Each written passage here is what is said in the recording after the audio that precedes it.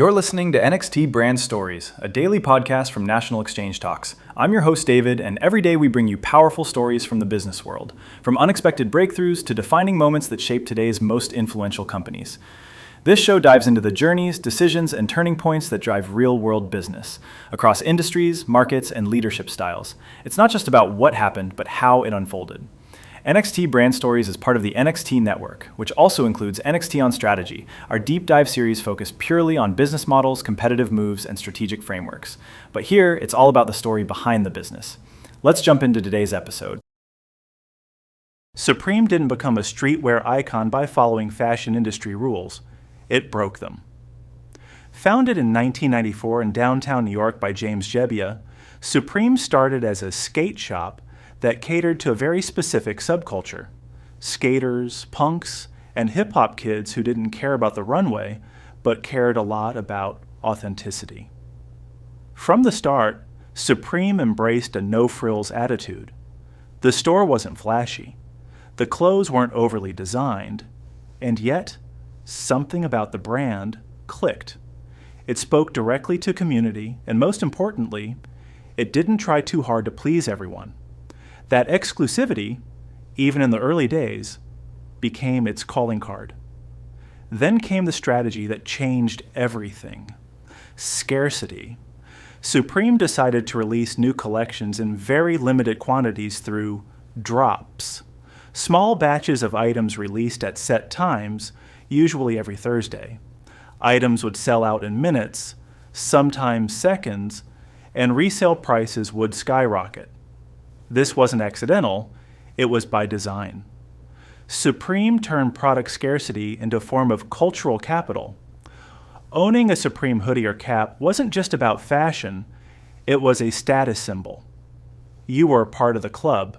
The less available it was, the more people wanted it.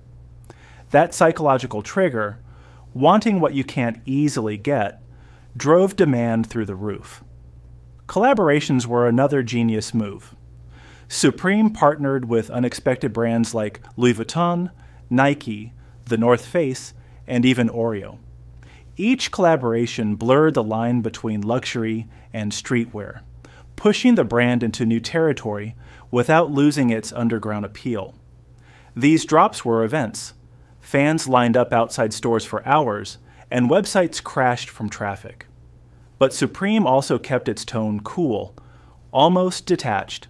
No big ad campaigns, no glossy marketing. It relied on word of mouth, cultural credibility, and a kind of anti-hype attitude that only fueled more hype. That paradox, playing hard to get while being everywhere in the culture, cemented its cult-like status. Supreme's business model turned traditional retail on its head. Instead of always being available, it became desirable because it was rare. This approach redefined how brands engage with youth culture and built one of the most influential names in fashion from the ground up. Today, Supreme remains a benchmark in streetwear, a brand that made scarcity a strategy and built an empire by staying just out of reach. Thank you for tuning into today's episode of NXT Brand Stories, presented by National Exchange Talks. We hope the insights and experiences shared here inspire you and provide meaningful perspectives on the evolving world of business. If you found value in this episode, please consider subscribing and leaving a review on your preferred podcast platform.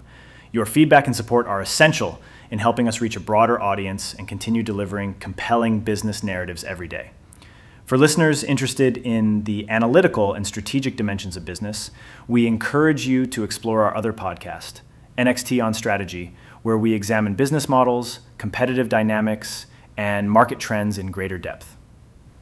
We also welcome opportunities to partner with brands and organizations that align with our mission. If you are interested in sponsorship or brand promotion, please reach out to us at nxtandbrandstories@gmail.com. We look forward to exploring how we can collaborate to bring value to our audience and your brand. I'm David, and I appreciate you joining us on this journey. Until next time, continue to learn, innovate, and lead with purpose as you navigate the future of business.